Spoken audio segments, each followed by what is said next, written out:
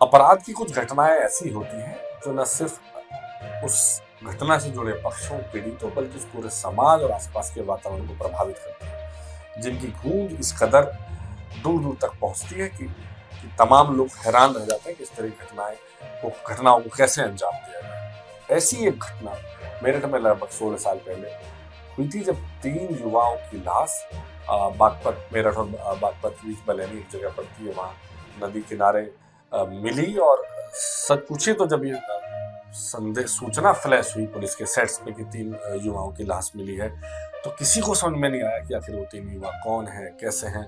न किसी के कोई अपहरण की मुकदमा दर्ज हुआ था, न कोई ऐसा बड़ा मामला था कि पुलिस उनमें तलाश रही हो, लेकिन अचानक 3 लाश मिलने से सनसनी उस वक्त में फैल गई थी। और चूंकि मामला बिल्कुल बॉर्डर का था, तो एक तरह से सच पूछिए जो मेरठ के पुलिस अधिकारी थे, उन्होंने उस वक्त ये राहत की सांस भी ली थी कि ये घटना बागपत के आसपास की है। पर उनको पता नहीं था कि जिस घटना को मैं प्रारंभिक तौर पर मेरठ के पुलिस अधिकारियों ने बागपत का समझा था, वो घटना मेरठ के लिए कितनी बड़ी हो गई थी। 3 युवकों की हत्या होना, और जिस अंदाज में जिस घिनौने अंदाज में उनकी हत्या हुई थी, उनको अलग अलग हिस्सों में काटा गया, गोलियां मारी गई, और भी बहुत कुछ ऐसा हुआ जो जब कोर्ट का फैसला हुआ, इसमें सजा हुई, तो उसका जिक्र किया गया। ये हैरतअंगेज कहानी पिछले कुछ समय में, पिछले 16 सालों जैसे कहा कि मेरठ और मेरठ के जिलों के आसपास इस पर बड़ी चर्चा होती रही है, और एक बहुत दर्दनाक और हैरान कर देने वाली। 23 मई वर्ष 2008 शुक्रवार का दिन था। दोपहर के 11:15 बजे थे। बालेनी थाने से कुछ ही मीटर की दूरी पर सड़क के नीचे की ओर सफेद रंग की मारुति एस्टीम खेतों में बकरी चराने वाले किसानों को दिखाई दी। लोग इसके करीब पहुंचे और इसमें झांक कर देखा तो उनके पांव तले जमीन खिसक गई। कार की पिछली सीट पर लाश पड़ी हुई थी। कार में लाश मिलने की सूचना आग की तरह फैल गई। देखते ही देखते काफी संख्या में ग्रामीण एकत्र हो गए और पुलिस को सूचना दी। पुलिस ने मौके पर आकर कार को खुलवाया तो डिग्गी से 2 युवकों की लाशें और मिले। कार में डायरी, 2 मोबाइल भी मिले। डायरी से तीनों लोगों की पहचान 27 वर्षीय सुनील ढाका निवासी जागृति विहार, 22 वर्षीय पुनीत गिरी निवासी परीक्षितगढ़ और 23 वर्षीय सुधीर उज्जवल निवासी गांव सिरसली बागपत के रूप में हुई। पुलिस ने बताया कि पुनीत और सुधीर की गर्दन को धारदार हथियार से काटा गया था और उनके सिर पर गहरी चोट के निशान थे। सुनील ढाका के सिर पर और गर्दन पर घातक निशान थे। इसके पैर पर गोली का भी निशान था। शव को कार के कवर में लपेटा गया था। पुलिस ने बताया कि सुनील ढाका का भाई और पुनीत के चाचा एस.के. गिरी के परिजन दिल्ली पुलिस की क्राइम ब्रांच में थे। जांच पड़ताल के बाद पुलिस ने शवों को पोस्टमार्टम के लिए भिजवा दिया। पुलिस का कहना था कि हत्यारों ने जान लेने से पहले बड़ी ही बेरहमी से इन युवकों की पिटाई भी की थी। वहीं ये भी सामने आया कि इन तीनों ही युवकों को कुछ अन्य युवकों के साथ आधी रात तक विक्टोरिया पार्क मेरठ के स्विमिंग पूल पर देखा गया था। यहाँ मौज मस्ती के बाद 2 गाड़ियों में सवार होकर वे वहां से रवाना हुए थे। अब पुलिस इस बात को लेकर सवालों में उलझी थी कि ये तीनों ही मृतक नंगे पांव थे और आधे अधूरे कपड़ों में थे। पुलिस का मानना था कि या तो ये तीनों लोग सो रहे होंगे या फिर सोने की तैयारी कर रहे होंगे।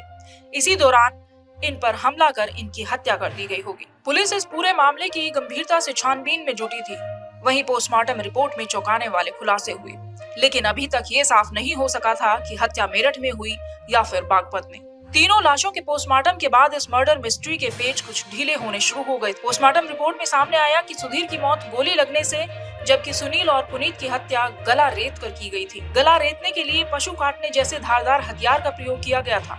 पोस्टमार्टम के मुताबिक हत्या 24 घंटे पहले की गई थी, यानी तीनों के मर्डर गुरुवार को आधी रात के आसपास हुए। जांच में ये भी सामने आया कि हत्या के कई घंटे पहले तक इन तीनों युवकों ने भरपेट खाना भी नहीं खाया था। अब इसके बाद चर्चा हुई कि आखिर 3 युवाओं की हत्या की क्यों गई। आखिर ऐसे कौन सी वजह रही होगी कि जो दोस्त थे वो दुश्मन बन गए, और दुश्मन भी इस कदर बने कि हत्या करते वक्त उनका कलेजा कांपा, न कभी सोचा कि इन 3 युवाओं के साथ जो हत्या रोकी, जिसको बनाया गया बाद में हाथ इजलाल, उसको लगा होगा कि उनको जो जैसा प्रत्यक्षदर्शियों ने बताया, और बाद में आपको उसमें से तमाम चीजें पुलिस की चार्जशीटें दाखिल हुई थी कि मुर्गा बनाया गया, गोलियां मारी गई, शरीर के कुछ हिस्से काटे गए। तो बड़ा सवाल सबके जहन में ये था जब पुलिस ने इन्वेस्टिगेशन शुरू हुई कि आखिर इसकी वजह क्या रही होगी। कई सारी वजह रही। दरअसल ये तीनों युवा थे, दो मेरठ कॉलेज में पढ़ते थे, वहाँ के हॉस्टल सीताराम हॉस्टल में रहते थे, और एक जो है कुछ ही समय पहले वहाँ से पढ़ के बाहर निकले थे। उसमें सुनील ठेकेदारी करने लगे थे, बाकी सुधीर और पुनीत हॉस्टल में ही रहते थे। इसी बीच इन तीनों दोस्तों की दोस्ती इजलाल से हुई।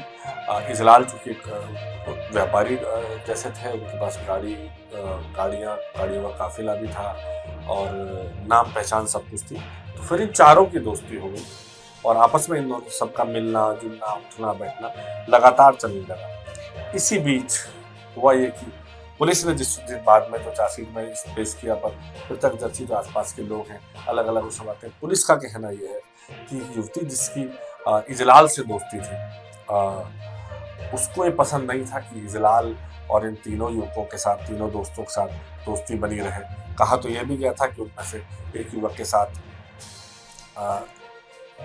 उस युवती की पहले से भी दोस्ती थी, हालांकि इसकी पुष्टि बाद में पुलिस ने अपने आरोप पत्र में नहीं की। इसी बात को लेके उनमें आपस में अनबन और झगड़ा रहने लगा। जैसा कि उस वक्त के कुछ साथी बताते हैं जो उन युवकों के दोस्त की, इसी मुद्दे पर, इसी झगड़े को निपटाने के लिए, इसी बातचीत को करने के लिए इन तीनों युवकों को मेरठ कॉलेज के सीताराम हॉस्टल से गुदड़ी बाजार, जो मेरठ का एक प्रमुख इलाका है, वहाँ इजलाल ने बुलाया था।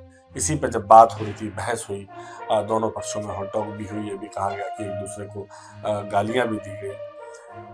तो इजलाल ने अपने भाइयों के साथ मिलकर तीनों युवकों पे हमला बोल दिया और जैसा कि आपने अभी सुना था कि तीनों के शव बुरी तरह से पहले पीटे गए, तीनों को फिर गोलियां मारी और सबके गले काट के वो शव को कार के डिग्गी में रखे और वहाँ फेंक दिया गया।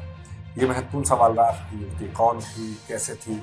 कहा गया कि युवती की शादी अच्छे भले परिवार से थी युवती, और उसकी शादी एक सेना के कैप्टन से हुई थी, जो बाद में अनबन होने के कारण अलग अलग रह रहे थे। इसी बीच में युवती इजलाल के संपर्क में आई और ये पूरी कहानी जो हुई, जिसमें बाद में युवती को उकसाने का, हत्या के लिए उकसाने का आरोपी बनाया। इस तिहरे हत्याकांड की जांच आगे बढ़ी तो पुलिस को मामले में कई महत्वपूर्ण सुराग मिल गए। हत्या के अगले ही दिन पुलिस को अहम सुराग हाथ लगे और सामने आया कि तीनों की हत्याएं मेरठ कोतवाली के शाहनत्थन में हुई थी। यहाँ एक चबूतरे पर पुलिस और फोरेंसिक टीम ने कई घंटे तक गहनता से जांच की तो किसी पुरुष शरीर के अवशेष मिले और चबूतरे पर गुलाब की पंखुड़ियां भी पड़ी थी। वहीं चबूतरे पर खून लगा था जिसे खुरचा गया था। दूसरी तरफ बागपत पुलिस ने एक लाल रंग की टाटा सफारी बरामद की। पुलिस को इस कार से अंडरवियर बरामद हुए तो इसके अलावा खून से सने कपड़े भी मिले। माना जा रहा था कि इसी गाड़ी को हत्याकांड के लिए प्रयुक्त किया गया। इस गाड़ी की एक अगली और पिछली सीट पर खून के दाग भी मिले। गाड़ी से कपड़ा भी बरामद हुआ जो खून से सना था। गाड़ी के पिछली साइड में एक रगड़ लगी थी जिसे बुलेट का निशान माना जा रहा था। पुलिस की जांच में ये तो साफ हो गया था कि तीनों को दोस्ती का वास्ता देकर स्विमिंग पूल से शाहनत्थन बुलाया गया। यहाँ सभी ने साथ बैठकर मौज मस्ती की और फिर कहा सुनी के बाद तीनों को जमकर पीटा गया और धारदार हथियार से उनकी हत्याएं कर दी गई। शुरुआत में पुलिस इसे प्रॉपर्टी, अय्याशी और आपसी रंजिश से जोड़कर देख रही थी, लेकिन मामले ने उस वक्त नया एंगल ले लिया जब सामने आया कि हत्या की वजह किसी युवती की मौजूदगी है। ये हत्याकांड अब लव ट्रायंगल का मोड़ ले चुका था। पुलिस अब इस युवती की तलाश में जुट गई थी। जांच पड़ताल में सामने आया कि पति से अलग रह रही युवती मेरठ के गंगानगर निवासी है, जिसकी मरने वाले एक युवक से घनिष्ठता थी। दोनों की दोस्ती परवान चढ़ी, लेकिन बाद में युवती की पहचान कोतवाली के शाहनत्थन निवासी दूसरे समुदाय के युवक इजलाल से हो गई, जिसका बड़ा कारोबार था। दोनों की जान पहचान प्रेम संबंधों का रूप लेने लगी थी।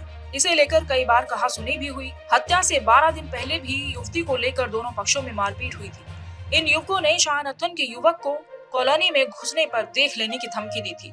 हालांकि उस वक्त फैसला हो गया था। पुलिस ने युवती से कई घंटे पूछताछ की। युवती ने पुलिस को बताया कि इजलाल से उसकी बात हुई थी, लेकिन हत्या के बारे में उसे कोई जानकारी नहीं है। घटनाक्रम के खुलासे के लिए पुलिस ने कई सारी टीमें बनाई, कई लोगों के घर में छापेमारी हुई। उस जमाने के कई बड़े उद्योगपति, व्यापारियों के लड़कों तक के यहाँ छापेमारी हुई, उनसे पूछताछ हुई। बड़ा शुरुआत में बड़ा विरोध भी हुआ, क्योंकि जो तीनों युवा साथी थे मेरठ कॉलेज से, उनका उठना बैठना तमाम लड़कों में था। एक बड़ा ग्रुप था जिसमें उनकी पहुंच थी, पकड़ थी, उठना बैठना था। जब ये कड़ियां शुरू हुई और इजलाल तक पहुंचने की बात हुई, हालांकि भी रहा इजलाल कहता रहा कि मैंने आत्मसमर्पण किया, पुलिस ने कहा कि मैंने गिरफ्तार किया। लेकिन इजलाल की गिरफ्तारी के बाद जब मामला पूरा खुला तो मानो पूरे मेरठ में आक्रोश की ज्वाला फैल गई। तमाम युवाओं, मेरठ कॉलेज के युवाओं ने सड़क पर उतर के आंदोलन शुरू किया। उसमें तमाम दूसरे जो शैक्षणिक संस्थान थे वो जुड़ गए, राजनीतिक गैर राजनीतिक संगठन जुड़ गए। उस वक्त में 25 मई को मेरठ बंद का ऐलान भी हुआ। और इसी बीच जो हाजी इजलाल था, उसका भाई अफजाल और परवेज, सबको कोर्ट में पेश किया गया। लंबे समय तक, कई सालों तक, 10 साल से ज़्यादा तक आरोपी जेल में रहे। बाद में जमानत भी मिली और एक अरसे में। लेकिन इसमें कुछ खास बात ये भी है कि क्योंकि मेरठ कॉलेज के जो छात्र थे, जो उससे पढ़े रहे, उन्होंने आना जाना छात्रों का हॉस्टल में लगा रहा। लेकिन जब भी मेरठ कॉलेज में कोई बैच आता जाता, सीताराम हॉस्टल की बात होती, तो एक प्रतिष्ठा का सवाल बना रहा। तो उससे जुड़े जो छात्र भी हैं, चाहे वो अब किसी किसी क्षेत्र में कहीं भी हैं, पर वो भी इस पूरे मुकदमे की निगरानी रखते रहे, ये भी इंश्योर करते रहे कि इसकी लड़ाई मजबूती से लड़ी जाए और बाद में अंजाम तक पहुंचे, सजा तक पहुंचे। पुलिस इस हत्याकांड के खुलासे के बिल्कुल निकट पहुंच चुकी थी। ये विभत्स हत्याकांड शहर भर में चर्चा का विषय बना था। वहीं बागपत पुलिस और मेरठ पुलिस इस पर मिलकर काम कर रही थी। पुलिस ने युवती समेत आधा दर्जन युवकों को हिरासत में ले लिया। शहर में ताबड़तोड़ छापेमारियां की गई। लाल कुर्ती में छापे के दौरान टीम का विरोध भी हो गया। इसके बावजूद टीम वहां से 4 युवकों को उठाकर ले आई। इनमें वे युवक भी शामिल थे जिनको आखिरी बार मृतकों के साथ देखा गया था। पुलिस को कई अहम सुराग लग चुके थे। मुख्य आरोपी की तलाश में ताबड़तोड़ दबिश दी जा रही थी। ताबड़तोड़ छापे मारे गए। घर और फैक्ट्री में दबिश दी गई, लेकिन सफलता नहीं मिली। घर पर बुजुर्ग महिलाएं मिली, उनसे पूछताछ की गई तो बताया गया कि उनका बेटा जमात में गया हुआ है। इसके बाद पुलिस ने फैक्ट्री में ताला लगा दिया और कारोबारी इजलाल पर ही ध्यान केंद्रित कर उसकी गिरफ्तारी के लिए प्रयास तेज कर दिए। मीट व्यापारी इजलाल का नाम सुर्खियों में आते ही शहर भर में सनसनी फैल गई। इजलाल के घर 3 युवकों की हत्या के विरोध में छात्रों और व्यापारियों ने जबरदस्त आंदोलन छेड़ दिया। अधिकारियों को खून से पत्र लिखे गए तो दूसरी तरफ मेरठ बंद का ऐलान कर दिया। छात्रों ने प्रशासन को चेतावनी दे डाली कि अगर इजलाल और उसके सहयोगियों को गिरफ्तार कर उनके अवैध धंधों को बंद नहीं कराया गया तो आंदोलन छेड़ दिया जाएगा। वहीं मुख्य आरोपी की गहन जांच पड़ताल में पुलिस को काफी सबूत मिल गए। चबूतरे के खड़ंजे पर बिछी टाइल्स पर खून के धब्बे, घर के आंगन में एक खोखा मिला, दीवार पर गोली के निशान लगे मिले और उसके सामने वाले घर से खून से सने कपड़े बरामद किए गए। खून से सनी आधी चादर, एक टोपी, चप्पल आदि भी बरामद की गई। पुलिस के अनुसार आधी चादर घर से बरामद हुई, जबकि आधी चादर में सुनील का शव लिपटा हुआ था। इसके अलावा फर्श के दरारों में भी खून पाया गया।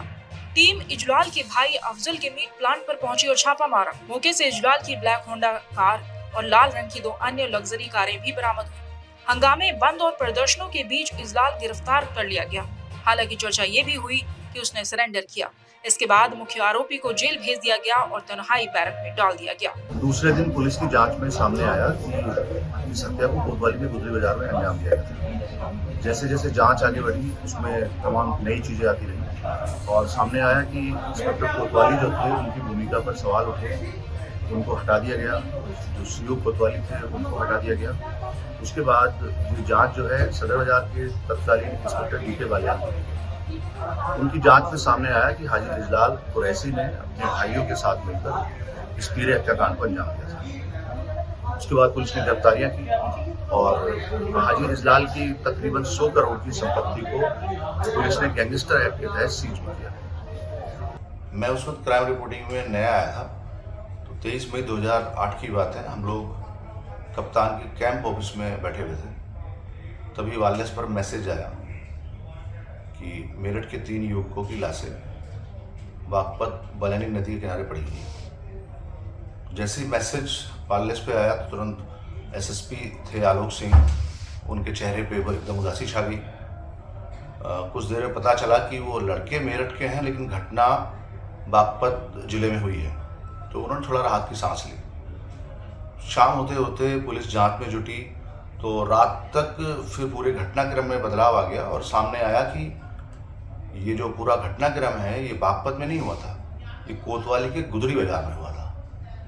तो सारे मीडिया कर्मियों को जब चीज़ें सारी सामने आई, पता चली, पुलिस की बहुत सारी उसमें लापरवाही सामने आई। कोतवाली पुलिस को संज्ञान में ये भी आया उस समय कि कोतवाली पुलिस को रात को ये मामला नॉलेज में आ गया था, लेकिन उन्होंने पूरे मामले को दबा लिया। उसके बाद में जब अखबारों में सारी खबरें आई कि उनको कितना ब्रूटली मारा गया, तीनों को, उनको गोलियां मारी गई, उनको गले काटे गए और उसके बाद तीनों की लाशों को सबसे पानी से धोकर कार की डिग्गी में रखकर उनको बागपत की सीमा पर फेंका गया। तो उसके बाद में एक अराजनीतिक हजारों युवाएं जो है वो सड़क पर आ गए, सारे कॉलेजों के युवा जितने छात्र नेता थे, और एक गैर राजनीतिक संगठन की तरफ से मेरठ बंद का आह्वान हो गया। और मुझे याद है मैंने कवरेज किया था, बहुत सारे दंगे देखे हैं, तमाम और बंद देखा है, लेकिन मेरठ के इतिहास में मैंने पूरे ज़िले में इतना अभूतपूर्व बंद नहीं देखा। इतना गुस्सा था युवाओं में कि सबकी एक ही मांग थी कि जितने ब्रूटली तरीके से मारा गया है, इनको सबको फांसी की सज़ा मिले। और उसके बाद में फिर इंस्पेक्टर कोतवाली को हटा दिया गया, इंस्पेक्टर कोतवाली के बाद में सीओ कोतवाली को हटा दिया गया, और जांच सदर बाजार थाने के तत्कालीन इंस्पेक्टर थे DK बालियान, उनको पूरे मामले की जांच ट्रांसफ़र की गई। उसके बाद उन्होंने ही सभी आरोपियों के खिलाफ आरोप पत्र दाखिल किया। गुजरी बाजार के तीर हत्याकांड में आज की डेट जजमेंट के लिए नियत थी, परंतु इसी बीच अभियुक्त गण की तरफ से एक प्रार्थना पत्र न्यायालय में दिया गया था कल की तिथि में कि इस मामले में ट्रांसफ़र एप्लीकेशन माननीय उच्च न्यायालय इलाहाबाद हाईकोर्ट में दी हुई है, जिसमें 30 जुलाई की तिथि नियत है। तो लिहाजा इस पत्रावली में आज जजमेंट न किया जाए, जिसपे आज न्यायालय द्वारा आदेश पारित किया गया कि इस मामले में जो आज जजमेंट की तिथि थी उसको स्थगित करते हुए 31 जुलाई की तिथि नियत कर दी गई है। मतलब फैसला 31 जुलाई को आएगा। एक फैसला 31 जुलाई को आएगा। अगर आप ये वीडियो YouTube पर देख रहे हैं तो हमारे चैनल को सब्सक्राइब करें और बेल आइकन को दबाना ना भूलें। अगर आप Facebook पर ये वीडियो देख रहे हैं तो हमारे पेज को लाइक करें।